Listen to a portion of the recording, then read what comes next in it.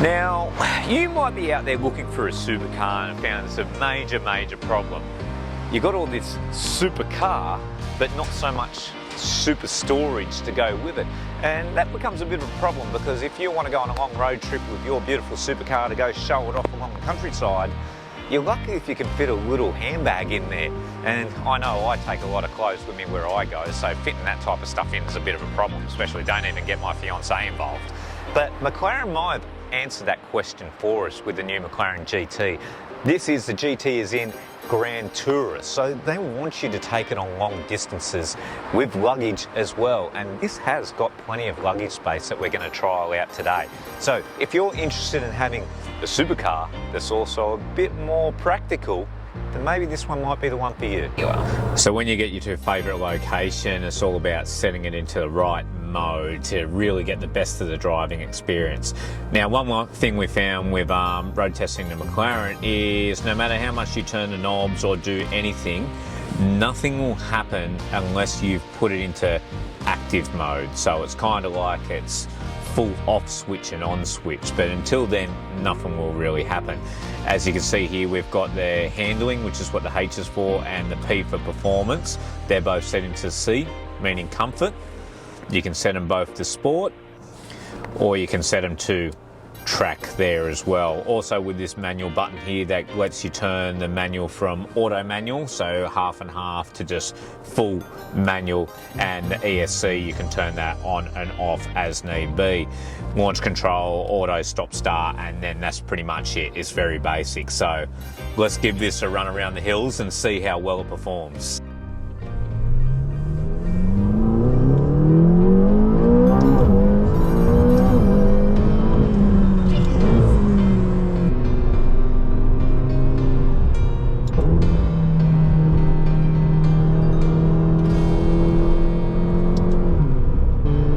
After about 4,000 RPM, you really hear the turbo starting to chirp in from there.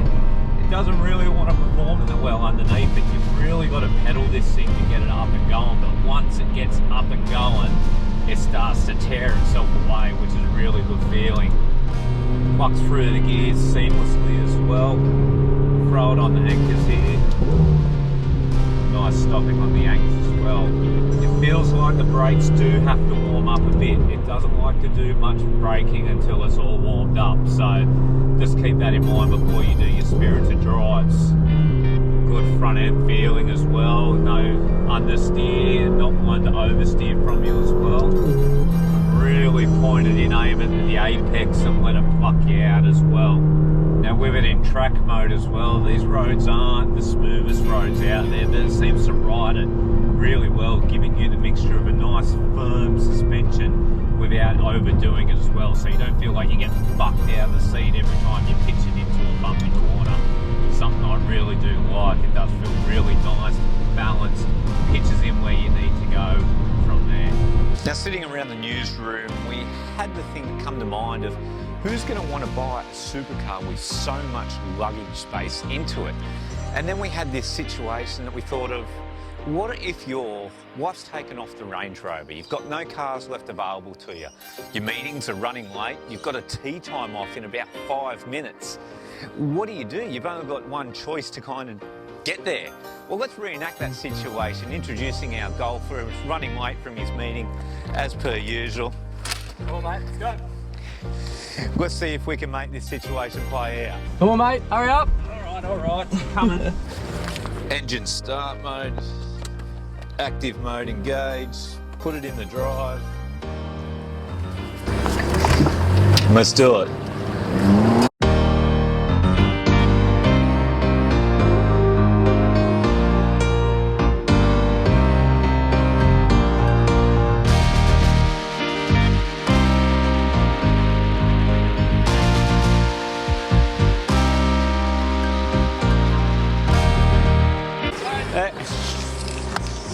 I suppose it does work after all.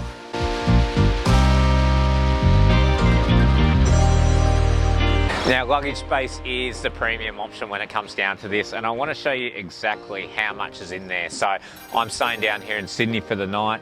I've got my camera bag, accessories, I've got a full bag, worth of clothes and a little bit of fun things for later on tonight, and jackets and stuff like that. We could probably fit in more. But one thing I just can't get over with this is I'll expect it to shut by itself. This is the main luggage component, not the back. Now the back's got all the motors and the buttons and everything, same as like a tailgate on your BMWs and all that type of stuff. But this is just your conventional bonnet, like in any car. So if I go to shut it, I've then got to give it a good push, which seems sacrilegious. If anything, I feel like I'm going to put my hand through the bonnet. And it's actually one thing as well, when I was an apprentice mechanic, it was always taught you never push down on the bonnet because you're going to dent it. So I'm a bit worried about that, to be totally honest with you. But going on the appearance of the car, well, it is an amazing looking car. It's something that photos just don't do it justice. I was having a look at the photos and other reviews and everything before I jumped in this car, and I looked at it and went, oh yeah, it's all right. But it's when I first seen it and picked it up from McLaren GT this morning, I just went, wow, like, holy, can I say shit? Well, I'm probably going to say shit anyways, because I don't know another word for it. All of these grills and the ductings and everything that flow through, even the back airflow ducting and everything here gives you that like big bum aggressive feel with it. And whilst the photos don't really show it, and I hope that our video does there, it really is such a big opening. And when you kind of get in the mirrors and you see everything behind you, it does make you feel cool. It's a really great car there. You see massive wheels on these things, you know, with really low profile rubber. Let me get out of the way there, with some beautiful black wheels that come on this model. And those brakes are huge. They're probably as big as the wheel on my race car, and they're the brakes. That gives you an idea of how big they are. They've got both the separate caliper for your handbrake, and also they've got the braking, the caliper, that's what you call it, from there. Now, brakes is one thing I'm really interested in talking about. It's just doesn't like shunting through traffic. Well, I found it on many a times. My foot's resting on the brakes and the car slowly starts to creep forward on the gearbox because I just haven't got enough foot pressure on the brake. These are designed to be heavy duty, brake hard, like the end of Conrod straight type brakes, not the shunt around the city type thing. Whilst it didn't feel noise, it didn't grab on as hard as I wanted to, especially when going to slow driving as well. So something to be careful of, because the last thing I want you to do is bang this beautiful nose into the back of someone's cheap car, and then you have to sort out the insurance from there. Doors, I always love the scissor doors, sorry. But as you can see here, I'm pressing the button to get into it. Nothing's happening other than the window going up and down. I've still got to grab the door and pull it up. And it's not a lightweight door. Like, yes, the gas struts obviously take care of everything. When you're in a door like this, you want it to open on its own accord because it is quite an awkward thing to get in and out of. So if you're carrying luggage or anything like that, you know, it's a bit of a process to do it. Let me try and do it this way. You've got to press the button and pull it up at the same time. And obviously you just simply close it, kind of like that. We have had a couple of times where it didn't close properly and stuff like that, but they're the kind of the little things that make it that little bit less inconvenient of a car.